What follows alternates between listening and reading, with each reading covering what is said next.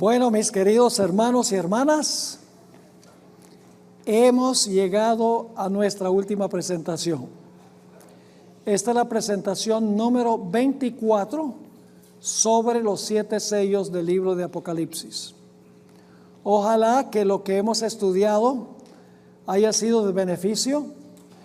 Les puedo asegurar que no todos los detalles ahora mismo están allí grabados en sus mentes, pero si toman el manual, se sientan con calma, con sus Biblias abiertas, con el espíritu de profecía abierto, buscan todas las referencias, van a poder entender mucho más cabalmente lo que hemos estudiado aquí en esta serie de temas. Nuestra escuela Ancla se realiza todos los años durante una semana completa. En español generalmente es en el mes de agosto o septiembre. En inglés siempre es durante el mes de marzo, aproximadamente la mitad del mes de marzo. Nuestro objetivo es estudiar determinado tema cada año. Son 24 sesiones en el curso de una semana. Así que queremos agradecerles por haber venido, por haber apoyado esta actividad, y espero que lo que hemos estudiado haya sido de beneficio espiritual e intelectual para cada uno. Antes de comenzar esta sesión, donde vamos a presentar el panorama completo de los 7 sellos, para que puedan ver cómo las partes se unen, vamos a tener una palabra de oración. Nuestro Padre y nuestro Dios, venimos ante tu trono en el poderoso nombre de Jesús. Porque sabemos que cuando venimos en el nombre de Jesús, sus méritos nos cubren y tú escuchas nuestras oraciones. Te doy gracias, Señor, por el privilegio de haber estado aquí. Te doy gracias por la respuesta que ha dado la hermandad en esta iglesia del Este del Paso. Pedimos ahora en nuestra última sesión que tu Santo Espíritu, como lo ha hecho antes, nos acompañe y nos instruya. Te lo suplicamos en el nombre precioso de Cristo nuestro Salvador. Amén.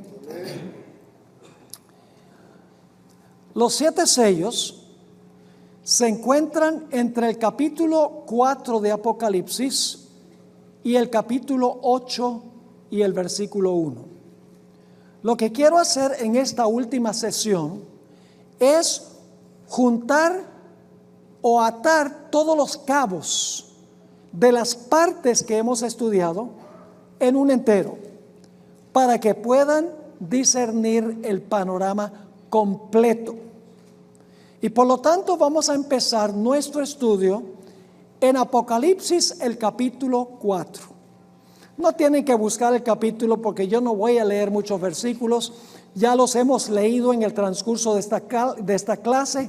Lo que quiero hacer ahora es que veamos el panorama grande o el cuadro grande. Ya hemos mirado todos los diferentes aspectos del cuadro, ahora vamos a ver cómo compaginan todos esos aspectos. Empezamos en el capítulo 4 del libro de Apocalipsis. En el capítulo 4 encontramos la preparación del salón celestial para recibir al Señor Jesucristo en su ascensión. Se ve allí en el lugar santo del santuario celestial, sentado en un trono, a Dios el Padre. Está sentado en el trono solo. No ha llegado todavía Cristo Jesús. Allí, en ese mismo lugar, en el lugar santo, se encuentran en medio del trono 4 seres vivientes.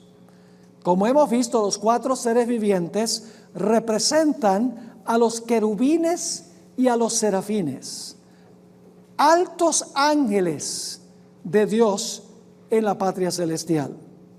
También alrededor del trono se encuentran 24 tronos y en los tronos sentados 24 personajes. Hemos visto claramente, según la Biblia y el espíritu de profecía, que los 24 ancianos representan a aquellos individuos que vienen de otros mundos y representan esos mundos ante el gran concilio celestial.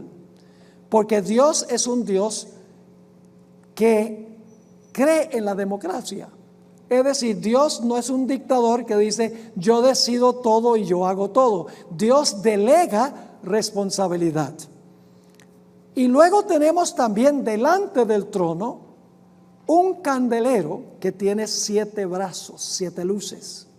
Y ese candelero representa el Espíritu Santo. El número 7 denota plenitud o totalidad. Ahí está presente el Espíritu Santo en plenitud. Ahora, en el capítulo 4, los 24 ancianos y los 4 seres vivientes cantan un himno. Están cantando un himno en honor al Creador. Es decir, ese himno no tiene nada que ver con la redención. Es un himno a donde se exalta a Dios el Padre por ser el Creador. Ahora, algunos pensarán, pero pastor, la Biblia dice que Jesús fue el Creador. Es verdad que Jesús fue el artífice de la creación. El Señor Jesucristo fue el albañil de la creación. Pero el Padre fue el arquitecto. Es decir, el Padre elaboró el plan. Y por eso en el capítulo 4 dice que por la voluntad del Padre todo existe. Y dice que todas las cosas fueron creadas por su voluntad. Es decir, el Padre no desempeñó la labor activa de crear. Eso lo hizo Jesús. El Padre elaboró el plan y luego Jesús implementó el plan. Así que en el capítulo 4 está el Padre, están los querubines y los serafines, están los representantes de los mundos que no pecaron, está presente el Espíritu Santo en su plenitud, pero en el capítulo 4 están faltando las huestes celestiales. En ninguna parte del capítulo 4 aparecen las muchedumbres de ángeles que rodean el trono de Dios. No están. Tampoco está presente en el capítulo 4 el Señor Jesucristo. Y uno se pregunta, ¿por qué razón es que en el capítulo 4 solamente está el Padre, los representantes de los mundos, los querubines y los serafines, el Espíritu Santo, pero en el capítulo 4 no está Jesús, ni tampoco están los ángeles de la hueste angélica? La razón es muy sencilla. Toda la hueste angélica ha sido enviada por el Padre al planeta Tierra para recoger a Jesús, para traerlo al cielo para la gran celebración por la victoria de Jesús en la tierra. Así es que Jesús está en la tierra con los discípulos allí en el monte de los olivos, y entonces viene una nube y la nube arrebata al Señor Jesucristo mientras los discípulos miran con los ojos fijos en el cielo, y un ángel le dice: este mismo Jesús que ustedes ven ascender al cielo, así vendrá como le han visto ir al cielo. Y luego Jesús desaparece de su vista. Termina el capítulo 4. Luego viene el capítulo 5. En el capítulo 5 todavía está sentado Dios el Padre en el trono, y en su mano derecha tiene un pergamino. El pergamino es el registro de toda la historia de la raza humana, es el testamento de la raza humana. Un testamento revela quién va a heredar y qué es lo que va a heredar. Si ese pergamino o ese testamento queda sellado, nadie va a saber quién hereda qué. Por eso es que Juan ahora llora intensamente, porque no se puede conseguir a nadie en el cielo, ni en la tierra, ni debajo de la tierra, que pueda romper los sellos y abrir el rollo, ni siquiera mirarlo. Se realiza una gigantesca crisis en el cielo, porque no hay quien abra el testamento, y sin abrir el testamento no se va a saber quién se va a salvar. Así que se forma una crisis universal. Parece que la herencia que perdió Adán, cuando perdió su territorio y cuando perdió su libertad, se hizo esclavo del pecado. Parece que él y sus descendientes están perdidos. Nadie va a heredar lo que se perdió. Pero luego se oye una voz de uno de los ancianos que le dice a Juan: no llores. El león de la tribu de Judá, la raíz de David, ha vencido, y por lo tanto tiene las cualidades necesarias para romper los sellos y para abrir el testamento, para revelar quién va a heredar lo que Adán perdió. Y ahora de repente se ve en medio del trono a un cordero como inmolado. Ese cordero inmolado lo identifica Elena White como Cristo Jesús, y la Biblia también. Es un cordero que tiene sus heridas en sus manos, en sus pies, en su sien y en su costado. Acaba de llegar al salón donde está el Padre con las heridas del campo de batalla, pero viene vivo. Y ahora el cordero, según dice el capítulo 5 y el versículo 7, se acerca al Padre que está sentado en el trono. Y el Padre le entrega el rollo, el pergamino a Jesús, para que Jesús rompa los sellos, abra el pergamino para revelar quiénes son los que van a heredar lo que Adán perdió por su pecado. Y entonces el Señor Jesucristo, según lo describe el Espíritu de Profecía, llega donde su Padre le dice a toda la hueste angélica: silencio, que tengo que entrar a mi Padre para ver si mi sacrificio ha sido acepto. Y dice que se acerca al Padre y le dice: Padre, ¿es suficiente mi sacrificio para traer aquí al cielo a todos los que tú me has dado? ¿Es suficiente mi sacrificio para traer a mis hermanos y mis hermanas aquí al reino? Y el Padre dice: es suficiente. Y le da un abrazo a su hijo. Y luego dice: adórenle todos los ángeles de Dios. Y así es que ahora los ángeles irrumpen en un himno de alabanza, de gloria y honra al Cordero que fue inmolado. ¿Y saben qué sucede?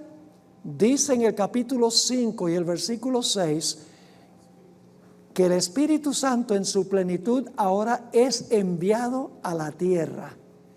Eso relata lo que ocurrió en el día del Pentecostés. Y entonces Jesús ahora comienza su obra intercesora en el santuario celestial como sumo sacerdote del pueblo de Dios. Y se sienta con su Padre en el trono del Padre como Rey del reino de la gracia. Y comienza la era cristiana. Ahora se rompe el primer sello. Cristo rompe el primer sello y se ve un caballo blanco con un jinete montándolo. El jinete es Cristo Jesús y el caballo blanco puro representa la iglesia primitiva que sale venciendo y para vencer. Miles y miles de personas abandonan el paganismo, abandonan también al judaísmo sin Cristo y se unen a la causa cristiana. Miles ahora están ingresando a la iglesia. La iglesia ha salido venciendo y para vencer. Es una iglesia blanca, es una iglesia limpia, es una iglesia con una conducta intachable.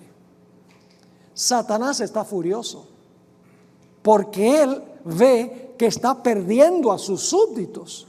Miles de los que crucificaron a Jesús, inclusive dirigentes de la nación judía, según Hechos 6 y el versículo 7, se están uniendo a la causa cristiana. Los paganos se están uniendo. Satanás dice: estoy perdiendo mi gente. Y por lo tanto ahora cabalga un caballo rojo. Rojo es el color de sangre. Este caballo ahora va a quitarle la paz al pueblo de Dios. Satanás dice: no puedo eliminarlos porque están creciendo tremendamente. Así que lo que voy a hacer es lanzar contra ellos persecución. Los voy a acabar a través de la persecución. Y ahora Satanás, usando a los emperadores romanos, usando también a los dirigentes judíos que apostataron, nos dice que persiguieron mordazmente a la iglesia, particularmente los emperadores romanos. Miles y miles de cristianos murieron, martirizados por su fe, pero murieron vencedores. Mientras más Satanás perseguía al pueblo de Dios, mientras que más Satanás acababa con los fieles, más la iglesia crecía.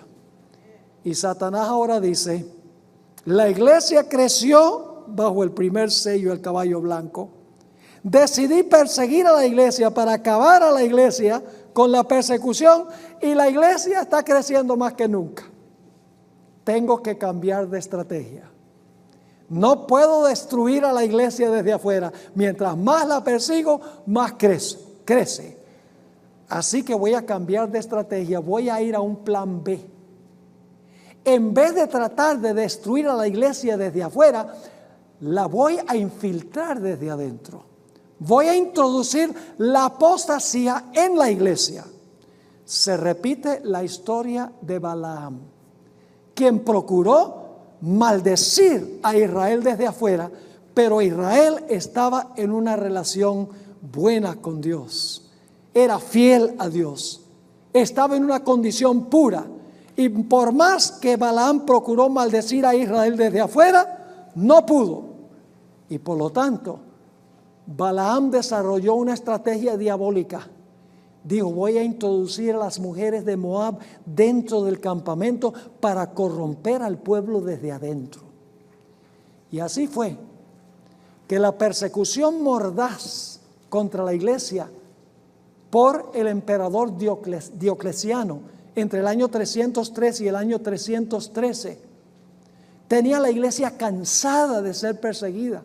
Quería tener un reposo, quería tener un descanso de tanta persecución. Y ahora resulta que Constantino el Grande decidió aceptar la fe cristiana. Aceptar entre comillas, porque en realidad su objetivo era unir el imperio, donde había muchos cristianos.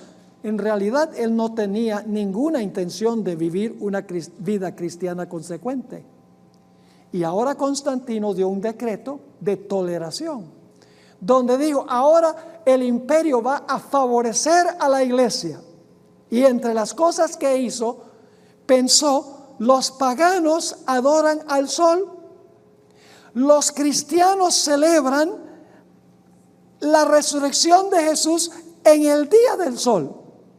Así que lo que podemos hacer es juntar la adoración al sol con la adoración en el día del sol, para que los paganos se sientan más cómodos en la iglesia. Se introdujeron toda clase de tradiciones humanas, toda clase de prácticas basadas en tradiciones de los hombres. La iglesia perdió su carácter limpio y puro. Ahora cabalga el caballo negro, el caballo de la oscuridad, el caballo de las tradiciones humanas. Ese es el tercer sello, el caballo negro. Cuando empieza a penetrar en la iglesia las tinieblas de las tradiciones humanas, porque la Biblia es luz. Las tradiciones humanas son lo contrario, son tinieblas. Las tinieblas son de color negro. Durante este periodo también escasea el pan. Hay una tremenda escasez de trigo y cebada que se usaba para hacer el pan. Casi no hay pan porque la Biblia ahora es prohibida.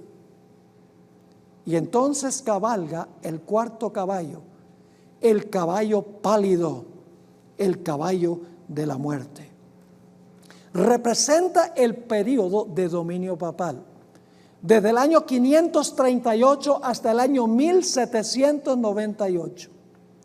Ahora, durante este periodo, la iglesia, a donde se introdujo la oscuridad y la oscuridad se intensificó, ahora no son los emperadores romanos los que están persiguiendo a la iglesia.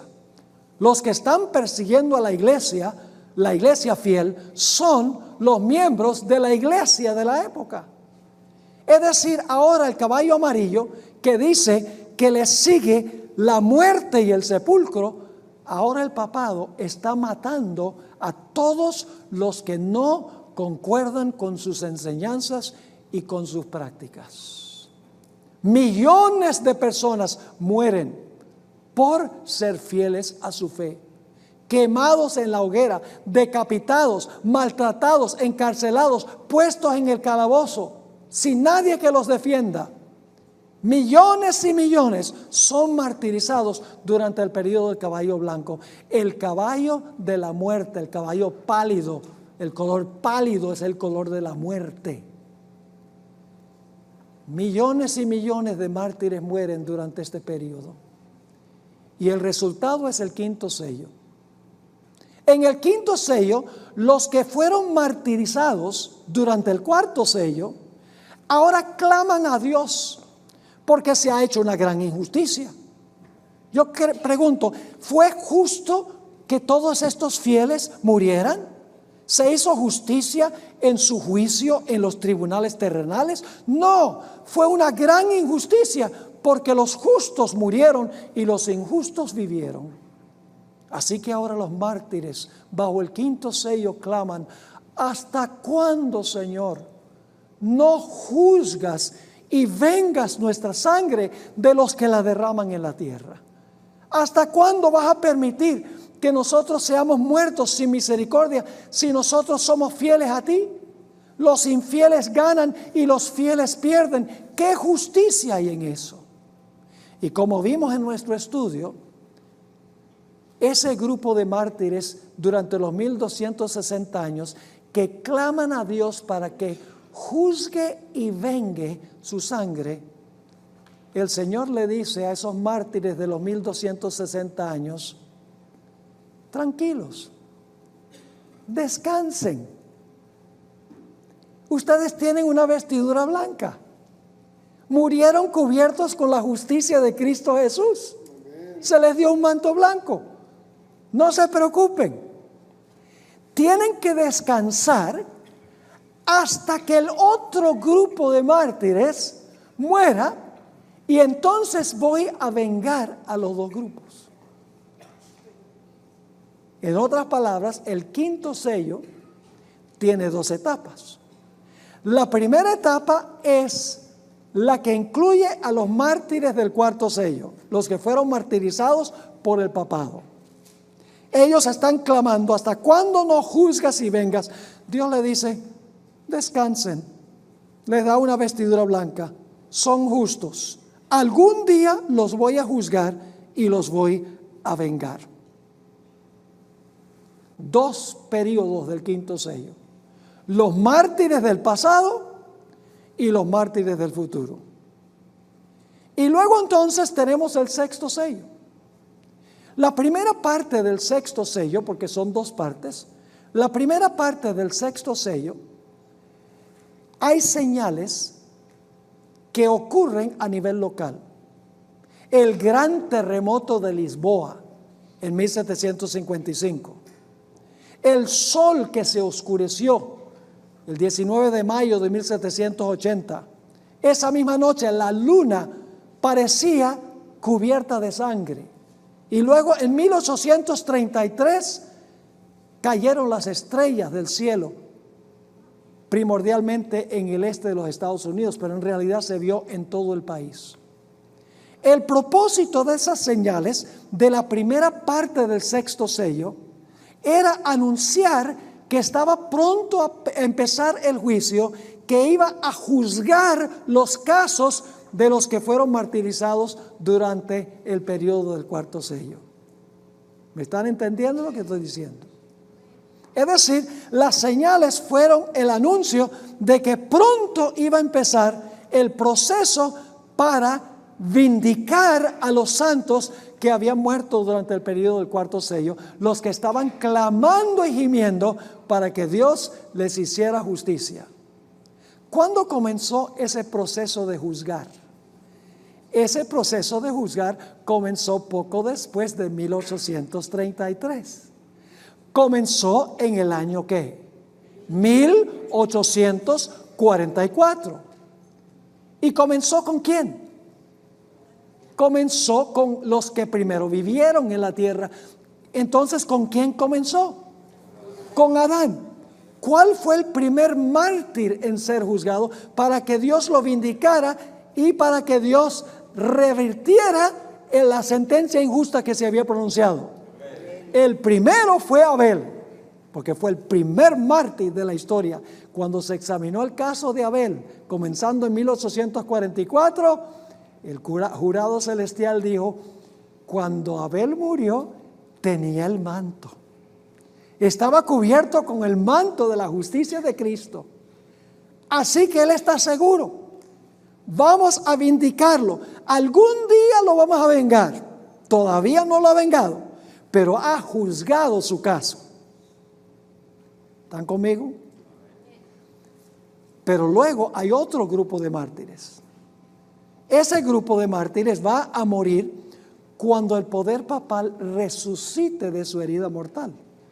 Es decir, el mismo sistema que mató a los mártires del pasado va a resucitar de su herida mortal para perseguir a los mártires del futuro inmediatamente antes que se cierre la puerta de la gracia.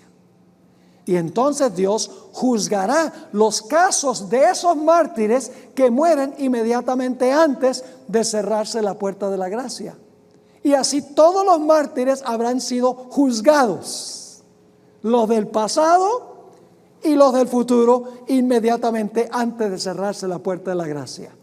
Los mártires del futuro también tienen su vestidura blanca, porque también murieron en Cristo, murieron cubiertos de la justicia de Cristo Jesús. Todavía ninguno de los dos grupos ha sido vengado. La sangre no ha sido vengada.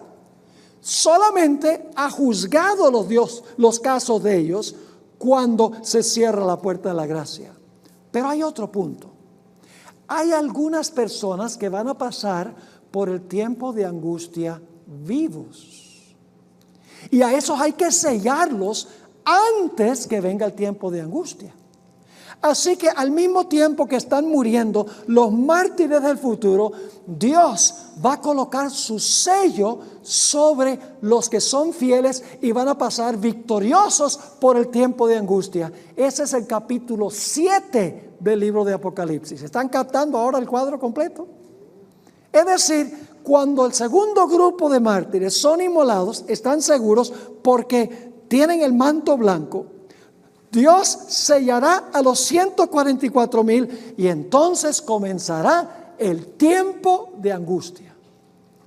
Los únicos fieles que estarán vivos son los 144,000, cuyo número no es literal.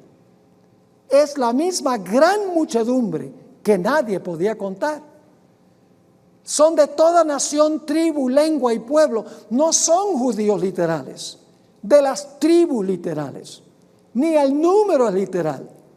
Es una muchedumbre de personas de todas las naciones del mundo que son fieles a Dios, brillan como estrellas durante el tiempo de angustia final, después de cerrarse la puerta de la gracia. Pasa el tiempo de angustia. Llegamos al final del tiempo de angustia. ¿Qué es lo que anuncia que está llegando el momento en que Dios va a vengar a los dos grupos de mártires, al igual que a los 144,000 que han sido maltratados durante el tiempo de angustia? nuevamente habrá señales, pero ya no serán locales, ya serán mundiales. Habrá un terremoto que sacude a todo el planeta Tierra.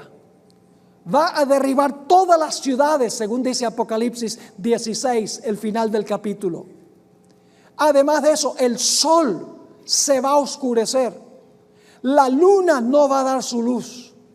Las estrellas del cielo van a caer, es decir, también van a dejar de dar su luz, porque las potestades de los cielos serán conmovidas. Este es el anuncio de que Jesús está a punto de llegar para vengar la sangre de los dos grupos de mártires y para también vengar a los 144,000 que han sido maltratados durante el tiempo de angustia. ¿Están conmigo? Ve cómo compagina todo este asunto que tenemos. Y luego el Señor Jesucristo comienza su segunda venida para castigar a la ramera que derramaba la sangre de los mártires y de los fieles de Jesús, según Apocalipsis 17 y el versículo 6. Ahora viene la segunda parte del quinto sello. Ahora Dios va a vengar a los mártires. Es decir, juzgar y vengar son dos cosas distintas, divididas por un periodo de tiempo entre los dos. El Señor Jesucristo comienza su segunda venida. Desciende con todas las huestes del cielo. En el cielo se ha quedado Dios el Padre. Allá en el cielo están los querubines y los serafines. Allá están los representantes de los mundos que nunca pecaron. El Espíritu Santo que ha sido retirado de la tierra. Todos están presentes como en la visión introductoria. Y están preparando el salón. Ya no para recibir a las primicias, los que resucitaron con Jesús, sino para recibir, cuando Jesús asciende al cielo, a todos los redimidos de todas las épocas de la historia. Jesús desciende del cielo con la hueste angélica. Y cuando está descendiendo, todavía no ha llegado, viene el séptimo sello. Los justos, cuando ven las calamidades que ocurren en el mundo, terremotos, los impíos matándose unos a otros, el hecho de que el sol, la luna y las estrellas se han desquiciado, son movidos de sus lugares, tiemblan inclusive los fieles y exclaman lo que está en la última parte del sexto sello: el gran día de su ira ha venido, ¿y quién podrá estar en pie? Y viene el séptimo sello, un periodo de terrible silencio de aproximadamente media hora. Y después de ese periodo de terrible silencio, donde los ángeles no cantan, se oye la voz de Dios que dice: no tengan miedo, bastaos mi gracia. Y el Señor Jesucristo ahora arrebata a los fieles en las nubes para recibirlo en el aire. Y entonces comienza el viaje al salón de recepción, a donde se va a celebrar la fiesta. Ya no de la llegada de Cristo con las huestes en la inauguración, sino la llegada de Cristo con todas las huestes celestiales en su segunda venida. Cristo asciende al cielo. Los ángeles están cantando a voz en cuello. Se está cantando el himno del Salmo 24. Abrido puertas eternas y entrará el Rey de Gloria. Los ángeles centinelas que quedaron cuidando dicen: ¿quién es este Rey de Gloria? La respuesta viene: Jehová de los ejércitos, el poderoso en batalla, porque acaba de venir en el caballo blanco con los ángeles del cielo para castigar a los que oprimieron a su pueblo. Dice: el poderoso en batalla, Él es el Rey de la Gloria. Se abren las puertas celestiales y entra la hueste angélica con Jesús y todos los redimidos para ir al salón de recepción para celebrarse la fiesta. Todos los impíos en la tierra son destruidos. Solamente queda aquí Satanás y sus ángeles. Y en el cielo ahora se abre el pergamino, porque el séptimo sello ha sido roto en la segunda venida. Ahora se va a abrir el rollo que tiene toda la historia de la raza humana, todas las cosas que hicieron los impíos. Y los justos en el cielo, como dice en Apocalipsis 24, se les dio la facultad de juzgar. Los justos juzgarán al mundo, juzgarán a los ángeles, dijo el apóstol San Pablo. Es decir, al abrirse el pergamino, podremos ver, y digo podremos porque yo tengo planes de estar ahí. Y espero que ustedes también estén haciendo planes de estar ahí. Podremos ver por qué los impíos se perdieron y qué fue lo que hizo Satanás. Y dictaremos sentencia, la longitud de la sentencia conforme a sus obras, y serán escritos en el libro de la muerte. Después de los 1000 años, después que se ha abierto el rollo, ahora Cristo desciende del cielo con sus ángeles. Los impíos son resucitados, una muchedumbre inmensa, como la arena del mar en número. Y Satanás ahora es suelto de su prisión. Durante los 1000 años estaba en prisión porque todos sus seguidores estaban muertos. Estaba atado. Le tocó sencillamente sentarse a ver la desolación que causó. Y también para pensar que en el cielo se estaba dictando su sentencia. En el destierro, amarrado aquí, sin seguidores. Pero ahora cuando resucitan todos los impíos, Satanás ahora tiene su poder de nuevo, es suelto de su prisión, porque ahora tiene a todos sus seguidores y los puede engañar de nuevo. Y los engaña y le dice: los que están dentro de la ciudad, esa gente son unos usurpadores, esa ciudad es nuestra, ellos se la han robado. Y miren, nosotros somos muchísimos, somos como la arena del mar. Podemos nosotros contra esa ciudad, podemos tomarla y destruir a los que están adentro. Y se preparan para la guerra. Un ejército que es más numeroso que todos los soldados que han peleado en todas las guerras, en toda la historia del planeta Tierra. Se fabrican poderosas armas de guerra. Se organizan militarmente de tal manera que marchan en orden militar, con precisión militar. Avanzan a través de la superficie de la tierra hacia la santa ciudad, la Nueva Jerusalén. Rodean la ciudad amada, que ha caído sobre la llanura que se abrió cuando los pies de Jesús cayeron sobre el monte de los Olivos. Jesús y los santos están en la ciudad. El Señor Jesucristo cierra las puertas de la ciudad. Y ahora los impíos, con Satanás como dirigente, están organizados para atacar a la ciudad. Pero luego el Señor, por encima de la ciudad, nuevamente abre el rollo. Nuevamente abre el pergamino. Porque los justos han visto los casos de Satanás y sus ángeles y los impíos, pero los impíos necesitan ser convencidos de que Dios actuó correctamente en sus casos, porque Satanás los ha engañado. El hecho de que se organizan para atacar la ciudad significa que todavía le están creyendo a Satanás. Dios tiene que retirar el apoyo de ellos de Satanás, tiene que mostrar que Dios es justo y que Satanás es un canalla. Y por lo tanto ahora Dios, por encima de la ciudad, abre el pergamino. La historia de la raza humana, el testamento de la raza humana.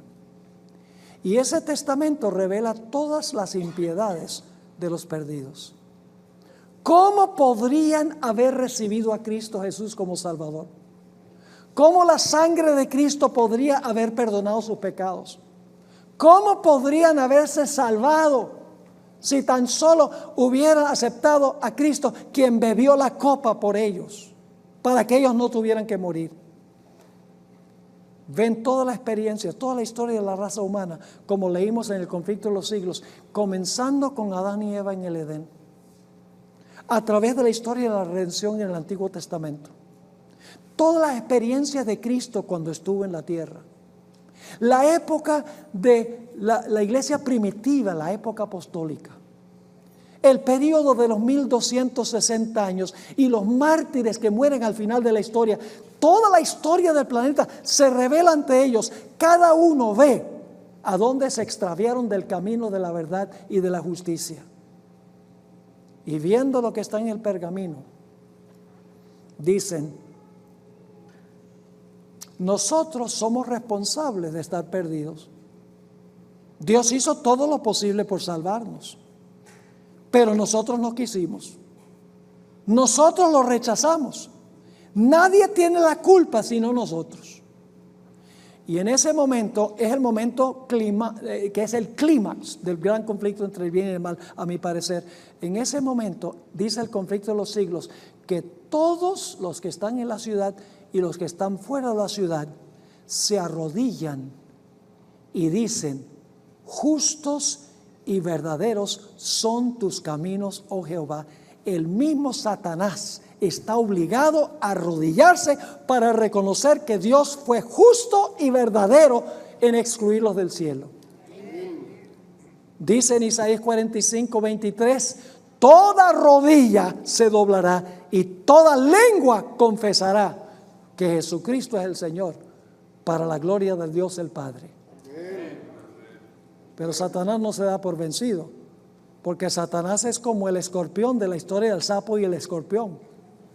Es su naturaleza ser un rebelde. Y aunque le ha tocado admitir que Dios está en lo correcto, que Dios es justo, ahora se para y todos los impíos se paran y empieza a decirles: mire, todos somos muchos, podemos contra esa ciudad, preparémonos para atacar la ciudad.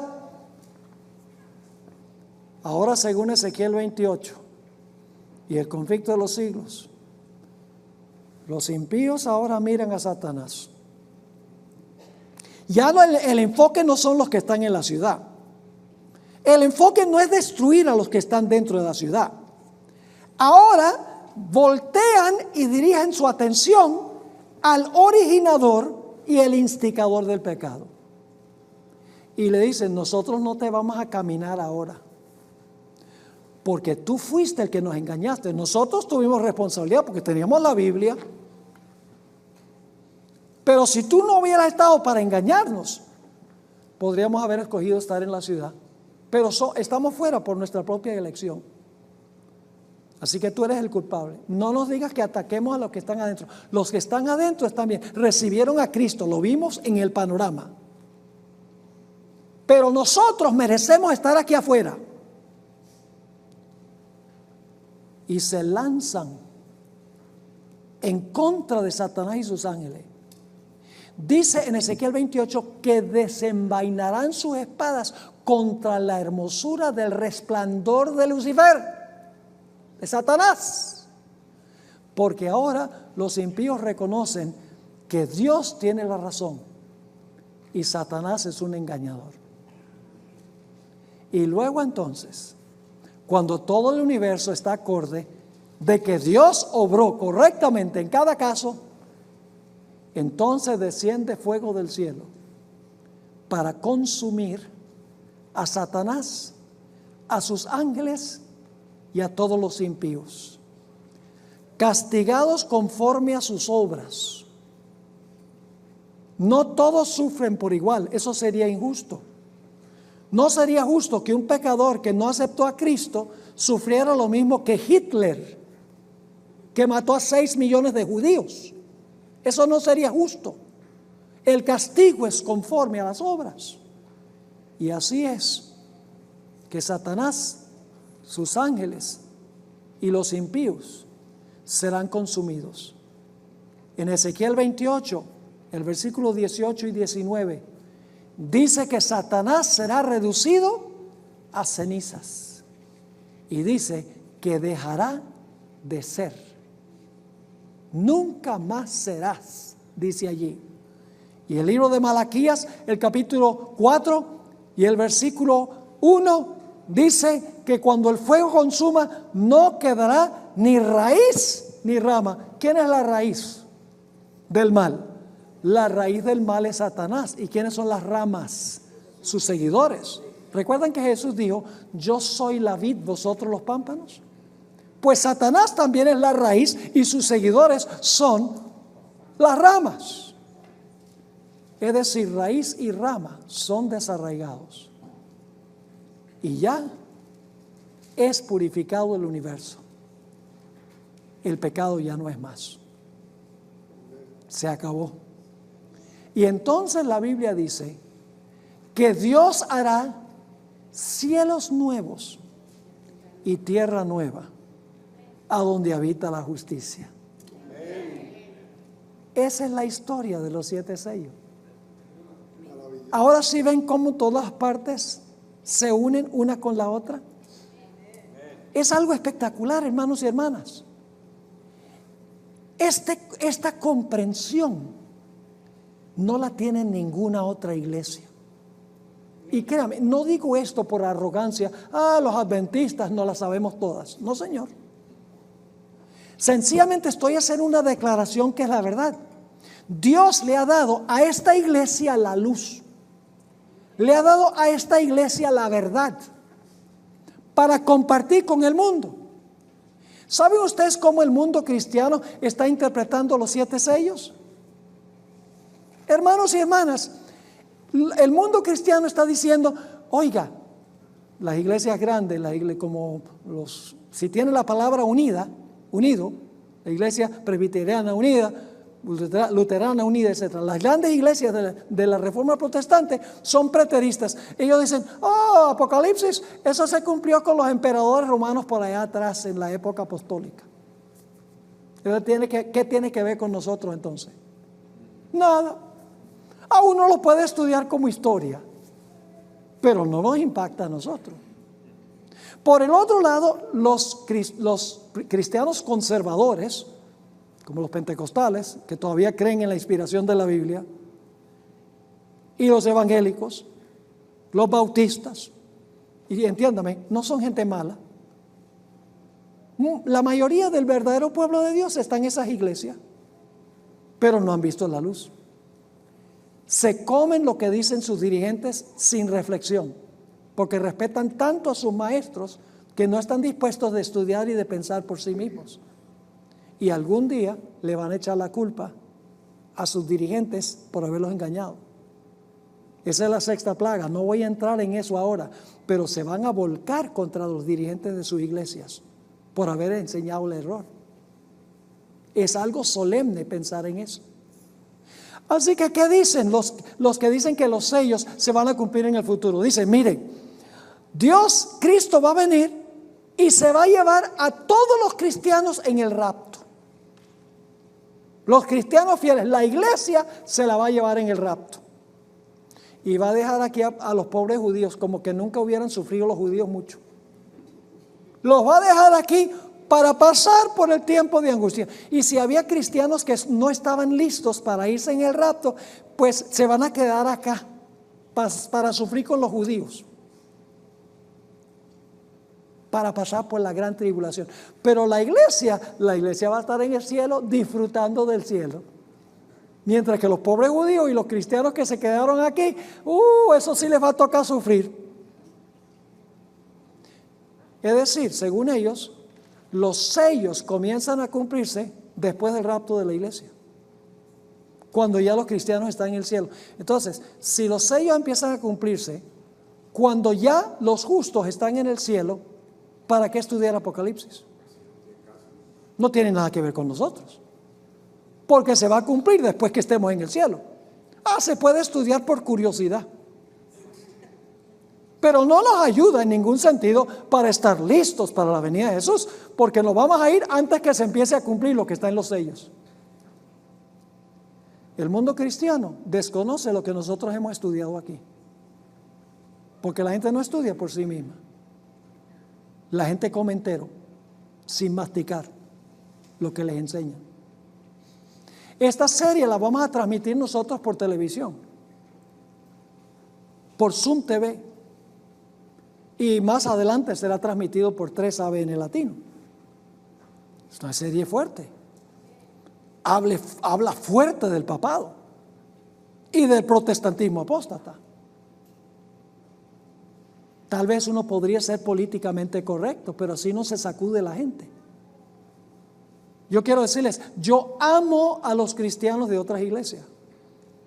Y vuelvo a repetir, creo que la mayoría del verdadero pueblo de Dios no está en la iglesia adventista, está en las iglesias fuera de la iglesia adventista.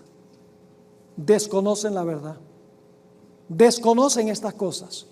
Y a nosotros los adventistas nos incumbe contarles estas cosas.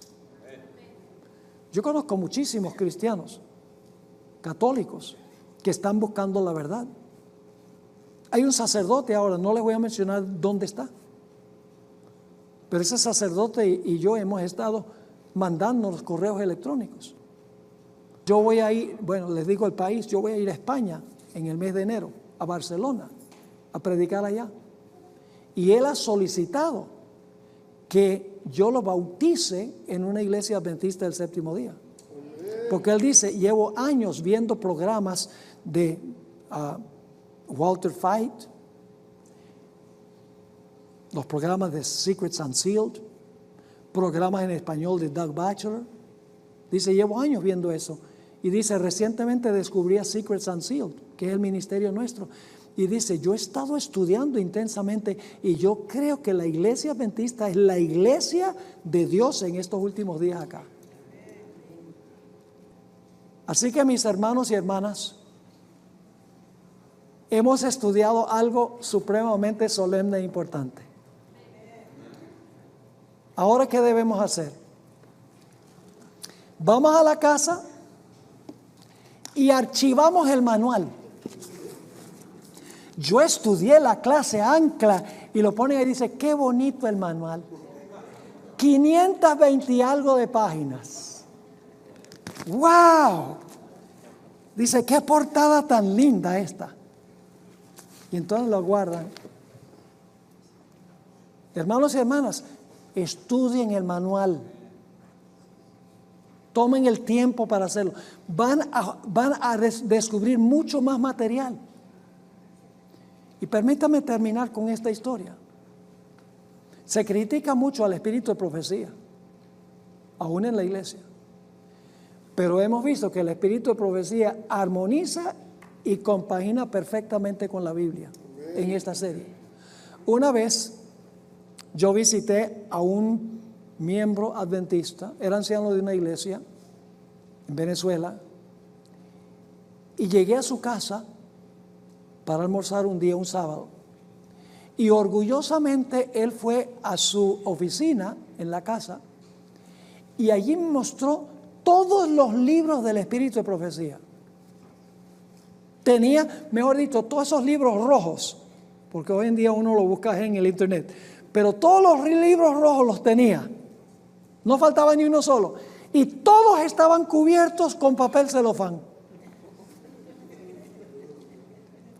Y me dijo, pastor, mire, tengo todos los libros del espíritu de profecía. Le dije, qué bueno, hermano. ¿Y por qué tienen celofán? Ah, porque si le quito el celofán, se me ponen viejos. Hermanos y hermanas, el material en los libros de nada nos vale sin leerlos. Bajemos los libros rojos, ya sea de la computadora o ya sea de la biblioteca, y estudiémoslos, porque hay luz especial en estos libros, hermanos y hermanas. Obedezcamos lo que dice estos libros, porque son la luz de Dios para este tiempo. Particularmente debemos repartir el conflicto de los siglos. Es un libro que la hermana White dice, lo aprecio más que el oro. Y dice, de todos los libros que yo escribí, quisiera que se repartiera más el conflicto de los siglos que cualquier otro libro. Así que debemos nosotros hacer un proyecto para repartir el conflicto de los siglos. Así que, hermanos y hermanas, hemos llegado al final de nuestro estudio juntos. Ha sido un placer estar con ustedes, también con los que están viendo estas presentaciones a través del live stream, a través del internet. Por favor, oren por nosotros, oren por nuestro ministerio, oren por la iglesia, oren por los dirigentes, por los pastores. No apuntemos el dedo, no critiquemos, sino que trabajemos para la terminación de la